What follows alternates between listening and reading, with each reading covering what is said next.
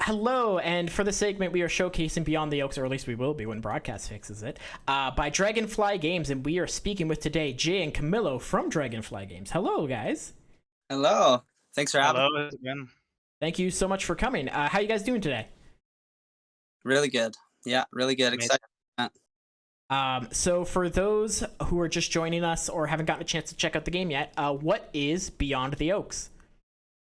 So Beyond the Oaks is an action adventure third-person game set in a rich open world.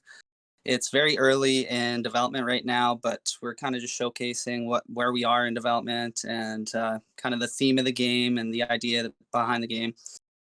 We have a lot of artwork and a lot of different things related to lore that go into this game and behind the game. And yeah, we're excited. Lots of stuff going into this game. And it's not technically horror. It's just a dark theme. Yeah. How big is your team working on this? So we have a core team of 3 people. We have myself, the game director, Jay.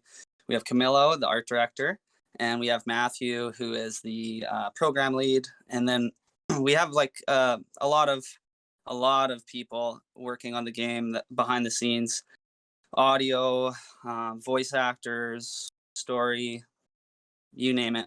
But the main team is 3 people. Okay. Where is your team based? In Saskatoon, but we're spread out. But Saskatoon, Saskatchewan is the main hub. All right, Saskatoon devs, welcome. Yeah. So Beyond the Oaks is an absolute beautiful game. Let me start with that. How did this whole thing start? Well, it started as a solo, kind of like a solo. I started it by myself in my spare time. Started with the story and the lore. So this is the story and the lore behind this game have been a lot of work have gone into them. I started the prototype for Beyond the Oaks at the end of 2017, so early into 2018, as you see right there. And since then, we've built up a team and we've turned it into where it is now, and we're continuing to grow the studio and the game. And yeah, we got a long way to go, but it's come a long way. So as far as the development goes,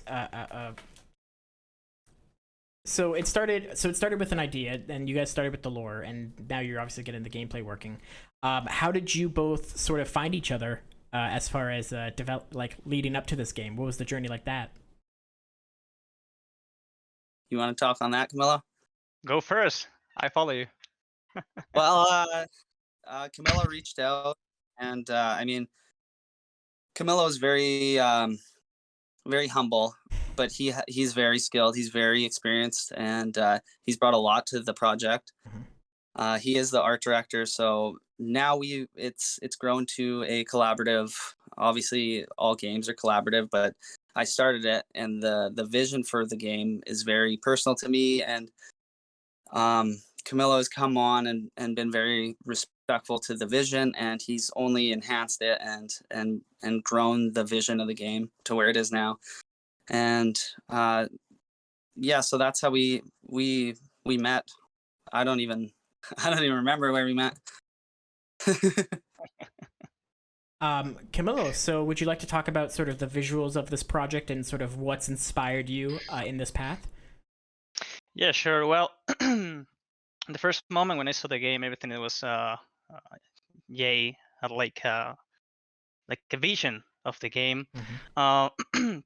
With the time that we were working together, and also with Matt, so we start looking beyond the oak, something like very similar to Dead Space and games like that. So we started working more on the visual part, trying to add some more atmosphere, more mood, the lights, everything, more details to the textures environment. So everything is like having something between Dead Space and God of War, you know.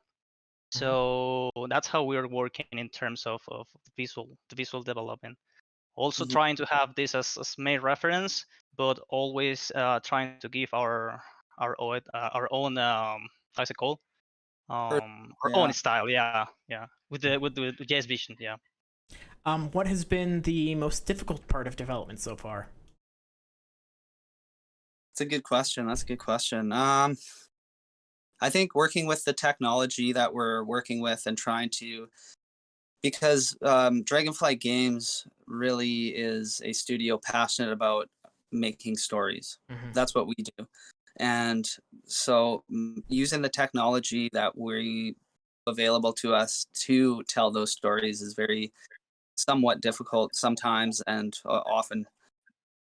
So I think working with the technology in order to make an engaging and impactful story has probably been the most difficult, but the most rewarding.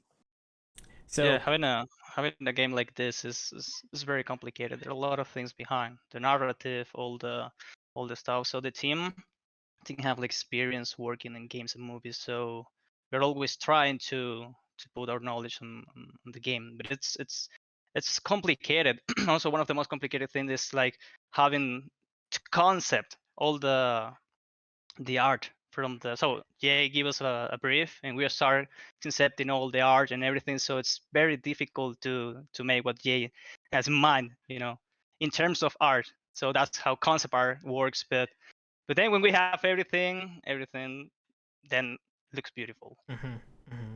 Absolutely agreed. So you mentioned the rewarding of how rewarding it is to tackle those technical challenges. Would you say that is the most, like, that's your favorite part of this, like, game development, or is there something else you could probably point to and say that's my favorite part of this for both of you? Personally, my favorite part is being creative in Mm-hmm. anything. Yeah, I love I'm very creative. So being able to kind of get out my ideas into something and have other people who kind of share that vision and want to grow that vision and bring their own thing to it. And I think that's probably the most for me, I guess. Yeah. Yeah, I mean, I'll say when it's about art, this is a game with a lot of fantasy stuff. So when you're designing, when you're concepting all the artworks that you need for Beyond the Oaks, it's like a explosion of fantasy, explosion of creativity, sketches, a lot of things to do here. Do it landscapes, all the kind of concept art, characters, everything, but everything is like everything's like full of fantasy, full of fantasy. That's the part that I enjoy the most while working with Beyond the Oaks. Yeah. Expanding on that fantasy. Awesome. So as far as this development goes, do you have any advice you think you could share with your fellow developers in terms of how you've advanced this? Sure. Yeah, that's I think having obviously for us we're doing story kind of heavily narrative games, I guess you could say. So yeah, it all depends on the game. That's a good question. Mm-hmm. We can try a different version of this question, which is in terms of the lessons you're now learning. In terms Yeah. of how long have you guys been working on this project?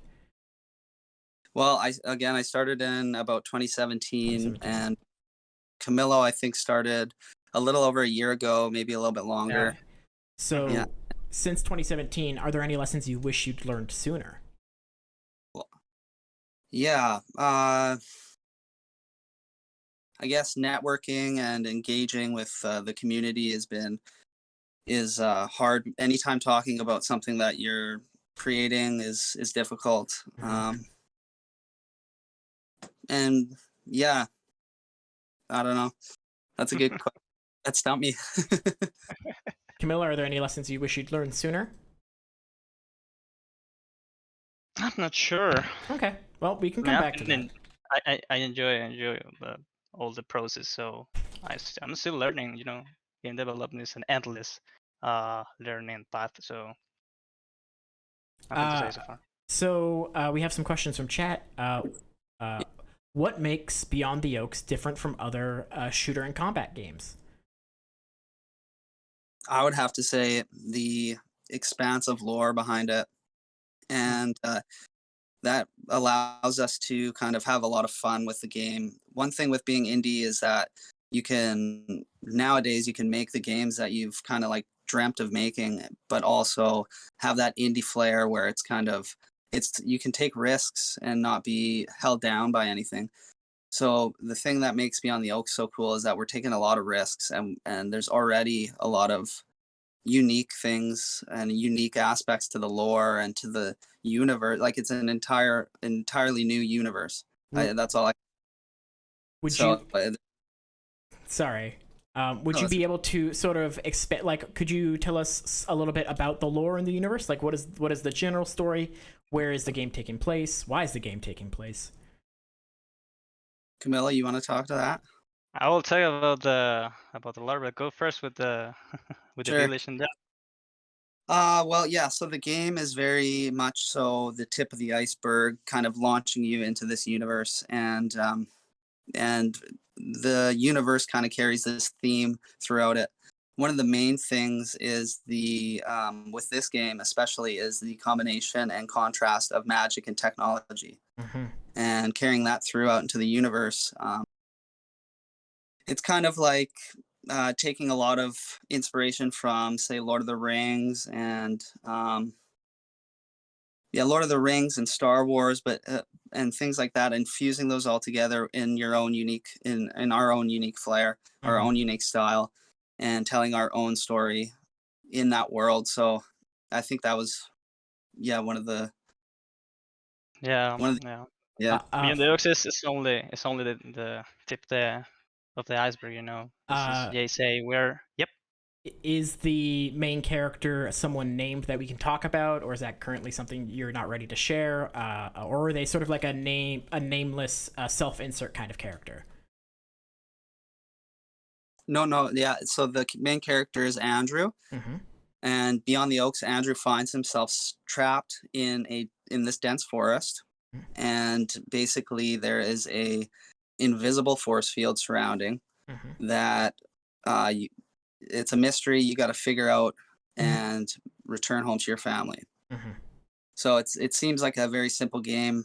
Again, things get complicated quickly, and then you get launched into this world of magic. Yeah. There's a lot of things. There's a lot of things behind. This is the first of Beyond the Oaks, but Beyond the Oaks is more than this game. As Jay was saying, we have a lore. We get inspiration from Howard Philip Lovecraft. So there is also a big mythology behind Beyond the Oaks that we are working right now, designing everything. There's words, titans, gods, everything. It's a big mythology behind Beyond the Oaks, and we have a lot of things coming from the game. Not only the game, but we have more things like graphic novels, some other books. We have a lot of things coming. Yeah. So with a lore that goes so deep, how do you guys plan to sort of, because there's a lot, if the lore is so big, there's going to be a lot of context that you either might want to choose to share with the player or choose to withhold. How are you guys sort of planning on working that story and that lore into the gameplay? Question, yeah. So we as the player are basically on the same journey as Andrew. So we are going this world alongside Andrew and discovering these new things along with him. That's probably the best way to put it, is that you're going along this story with Andrew. Who was Andrew before he got stuck in the Oaks? Is that something we can know, or is that something we're going to hold off until the launch? That we're going to hold off until, but that's a good question. That's a great question. Yeah. All right. Just making sure. We see this gentleman running around and dashing and doing all kinds of shooting. You got to wonder who he was before he got stuck. With this mix of fantasy and sort of high technology, where do you think you want to draw the line? Is the entire world going to stay magic, or do you think there will be some technology elements to work into there? That's cool. That's a good question as well, because one of the main one of the main kind of players in the universe are a robotically enhanced society. So Beyond the Oaks, in the rest of the kind of other games and other creations that we're working, there is like a whole universe and multiple planets, and there's 3 different distinct regions. Mm-hmm. So if you were looking top down, it would almost be like continents, Mm-hmm. with each of these 3 regions having their own unique mythology and history and society and all these different people within these worlds that you are going to go on this journey and meet and yeah. We have another question from chat. I imagine this one might be locked behind some lore for now, but I'm going to ask anyway. Is Andrew stuck in time, or will his family has noticed that he's missing? Will we get any indication of that? That's a good question. The game is in development, so you can just say not telling yet. Yeah. All right. So based on sort of the game, is there a reason you picked Oaks specifically? Is there anything Canadian centric as far as inspiration goes in this project? Yeah, nothing unfortunately Canadian. It was witches were hung on oak trees, and it's like a very occult kind of thing, the oak tree, symbol, I guess, the oak tree. And trees again are another kind of symbol of the tree branches extending upwards and the roots extending downwards, and the mirror of that tree. So the oak is very symbolic, I guess you could say. So as far as the overall themes of the project, if you could name 1 or 2 themes of like what you want to tackle in this story, can you name those 2? Yeah, freedom and control. Freedom and control. Interesting. All right. That is really great. Thank you so much. We are getting close to our time for this segment. However, before we go, where can people find you on social medias? You can find us on pretty much every social media. You can play the demo, the short demo here on Itch. Where else? We got a Discord channel for the game. And yeah, we're on Facebook, Instagram, Twitter. We have a website. And we're hoping to open up kind of like a Patreon to kind of start allowing people to explore and kind of to explore the lore as we're building and as we're adding and growing. All right, awesome. Thank you so much. Thank you. Yeah, absolutely. We are going to start closing things off, but this has been Dragonfly Games with Beyond the Oaks. Do you guys have any closing statements you want to make to the audience? Thanks for having us. We're really excited to show this off. It's very early, but we're hoping to make some friends and show off the game. And yeah, I just want to thank everybody who's worked on this game. If you're watching this, thank you so much. Thank you, Camilo. Thank you, Matt. Thank you, everybody. You all will love what is coming for Beyond the Oaks. Trust me. All right, It's going to be amazing. You heard it here first. It's going to be amazing. Thank you, Camilo. Up next at 8 p.m. EDT, we are very excited for our fireside Q&A with Ted Rogalski from Nintendo of America, so stay tuned, and don't forget to leave any questions you may have for Ted in the Twitch chat or the stream chat in the Discord. Once again, this has been Dragonfly Games with Beyond the Oaks. Bye, guys. See you. Bye.